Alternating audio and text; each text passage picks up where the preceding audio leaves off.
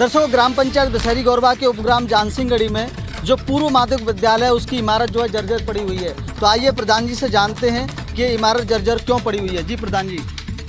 ये इमारत कम से कम 5 साल से जर्जर पड़ी हुई है जी। कम से कम 50 बार लिख के दे दिया जी।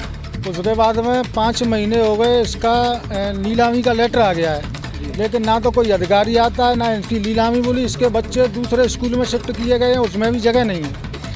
उस स्कूल वाले धक्कारते हैं बच्चों को कि साहब हमारे स्कूल में जगह नहीं है, तुम जाओ।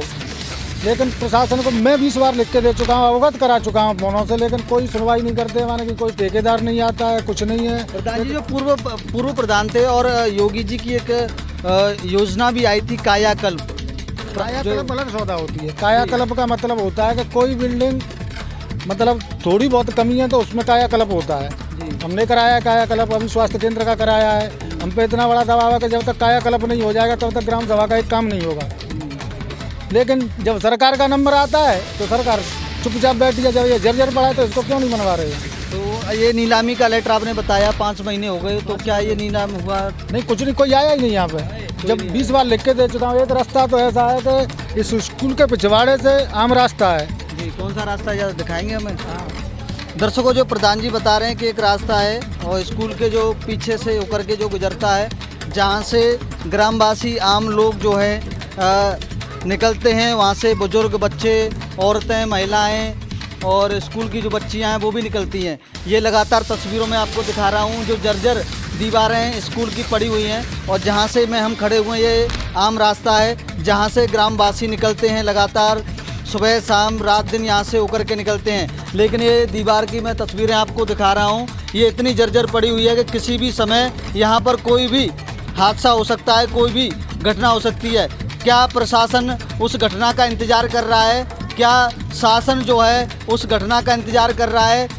वो घटना होने के बाद में ही सबकी आंखें खुलेंगी या उससे पहले ही इसकी जो है नीलामी हो जाएगी और ये जो है इमारत टूट करके और जो है इसको दोबारा से जो है बनाया जाएगा?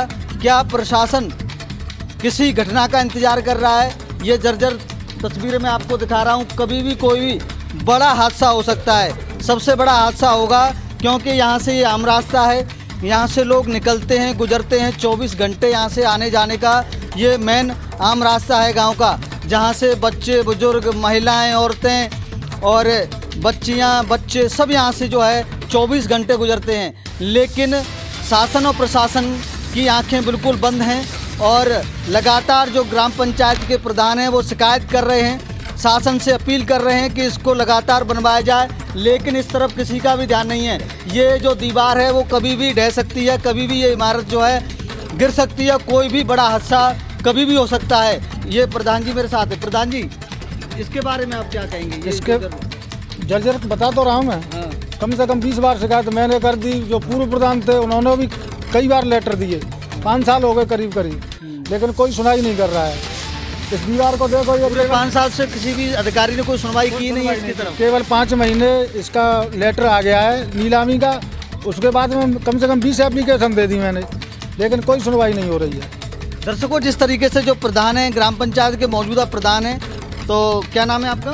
बच्चू सिंह। बच्चू सिंह, ये प्रधान पति हैं और लगातार ये शिकायतें कर रहे हैं। जो पूर्व प्रधान थे उन्होंने भी लगातार प्रशासन और शासन से शिकायतें की, लेकिन शासन ने इनकी तरफ कोई भी ध्यान नहीं दिया। किसी भी अधिकारी के कानों पर जूं तक नहीं लगी। पूरे 5 साल पिछले निकल गए और ये भी चुनाव हुए आज करीब 10 महीने गुजर चुके हैं, लेकिन कोई भी इस तरफ ध्यान नहीं है। पता नहीं क्यों किसी बड़ी घटना का इंतज़ार है, पता नहीं क्यों किसी भी समय घटना घट सकती है।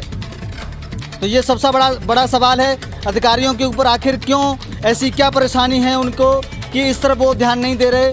क्यों वो किसी बड़ी घटना का इंतज़ार कर रहे हैं? तो देखना होगा कि कब तक इस इमारत की तरफ अधिकारी ध्यान देते हैं, कब तक जिलाधिकारी महोदय आगरा प्रभुवन सिंह इसकी जांच कराते हैं और कब तक इस इमारत का जो है समाधान होता है।